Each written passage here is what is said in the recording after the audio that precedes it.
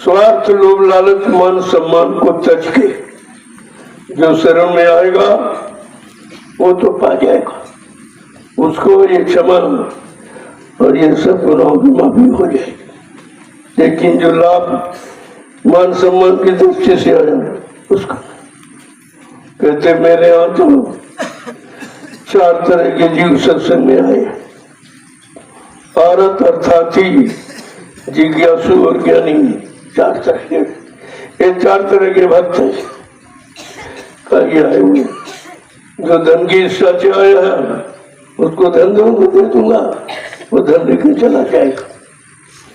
जो पद और नाम की इच्छा से आया उसको पद नाम दे देना, चला जाएगा। और लेकिन कहा तो मतलब सामान की इच्छा से आया उसको सामान दे दूंगा, चला जाएगा। लेकिन जो भक्त भगवान की इच्छा से आया वो भगवान पाके चला जाएगा। तो सब तरह के जीव है। अब हमें आपको सोचना चाहिए हमें किस तरह का जीव बनना है। लेकिन काल का दाव भी खाली थोड़ी है, वो तो अपना चाल चलाता रहता और तुम उसी में फंसते रहते हो। और ये कहा जा रहा भाई फंसना मत, फंसना नहीं, देश वीराना है। तुम फंसना नहीं है जब तुम्हारा नहीं है। और देश में जो भी देख रहे हो, जो कुछ 2 नैनों से देखे, काल भोग सब करता, सब मर जाए, सब नहीं बन। ये काल तुम्हें भोग के लिए सामान देता है और इसी में तुम्हें भुगता देता है और तुम भोग करके भुगत जाते हो, खत्म हो जाते हो, जीवन समाप्त कर लेते हो। लेकिन समझ नहीं पाए कि मानव जन्म मिला किसे। तो बगैर शब्दों की दया से कोई नहीं सोच पाए, जिनको भगवान के तो वो नहीं सोच पाए। तो इंसान की बातें छोड़ दो, क्योंकि उनको भी संसद को नहीं मिला। गुरु मिले थे तो उन्होंने मान सम्मान अधिकार दिला दिया, उनकी पूजा करा दी, उनका इतिहास बना दिया। लेकिन पाप कर्मों की क्षमा उनको भी नहीं हुई। जो उन्होंने लंका में बेगुनाह निर्दोष लोगों को मारा था, हत्या हिंसा की थी, उनके जीवन को समाप्त किया, उनके परिवार को नष्ट कर दिया, उनकी स्त्रियों को विधवा कर दिया, ये अपराध है। क्योंकि गुनहगार केवल एक व्यक्ति था और उससे नाते तुमने करोड़ों को मार दिया। ये बहुत बड़ा अपराध हुआ। जो मनुष्य हत्या का अपराध सबसे बड़ा होता, क्योंकि मानव जीवन बार बार नहीं मिलता। एक बार मिला तो हमने हत्या करके खत्म कर दिया, तो बेचारा कुछ भी नहीं कर पाया। तो ये पाप, ये दोष सबसे बड़ा होता और ये इन्होंने किया। तो इनको भी अंत में सरजू में डूब के मर गए। प्रायश्चित करने की बहुत गलत किया, बड़ा अपराध किया, करोड़ों को मारा। सब मेरे गुनहगार, सब कोई दोषी नहीं थे, निर्दोषों को मारने का ये अपराध है। लिहाजा प्रायश्चित में क्या किया, गए सरजू में डूब कर। तो काल जो भगवान, वो तो काल का, काल भगवान था, काल में तो चला गया। यही कृष्ण ने किया और यही सबने किया। जितने आते जाते रहे इन्हीं की नकल करते रहे, इन्हीं के आदर्शों पर चलते रहे, लिहाजा सब काल के हवाले बने रहे। ये तो कलयुग में दया हो गई। जो दयाल देश से संत दयाल आ गए दया करने के। उनका काम केवल जीवों पर दया करना, उनका काम तुम्हारे हर गुनाह पाप को माफ करना, इस काम के लिए आए। अगर उनसे अपना सस्ता रिश्ता जोड़ लें तो हमारा भी काम हो जाएगा। केवल उनसे सच्चा रिश्ता बना ले तो आपका काम हो जाएगा। अन्यथा क्षमा मिलना बहुत मुश्किल है। ये काम कोई नहीं कर सकता।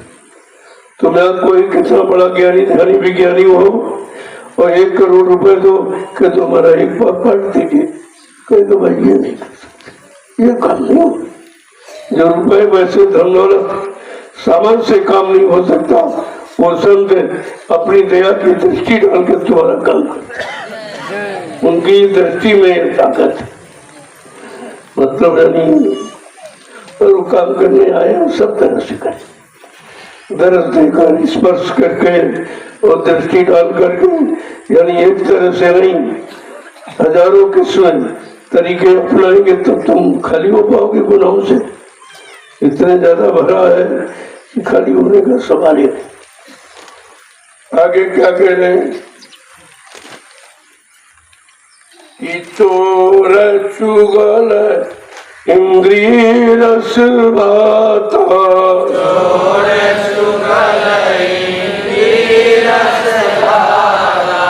चोर चुगल इंद्रिय रस भाता, चोर चुगल इंद्रिय रस भाता, मतलब की सब बात विचारी, मतलब की सब बात विचारी, गुरु में गुनाह गारती भारी, गुरु मैं गुनहगार अति भारी।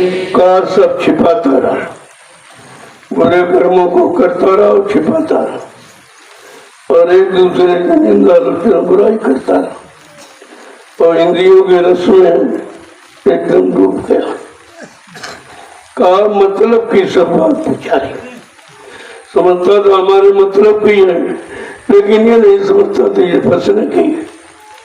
क्योंकि ये तो बात संतों ने बताया कि काल ने तुमको सामान नहीं दिया, काल ने तुमको अपने सामान में फंसा दिया।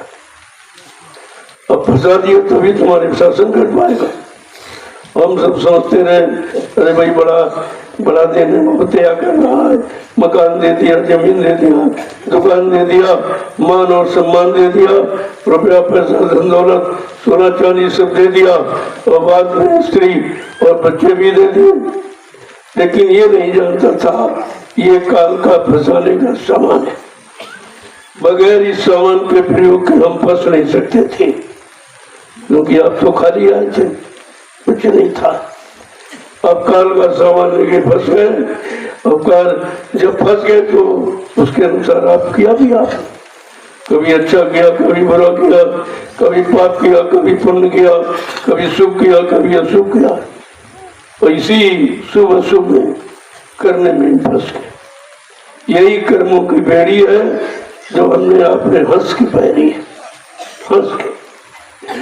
वो कहते नहीं अपने को बड़ा चतुर कहता रहा और काल की चाल को नहीं समझ पाया।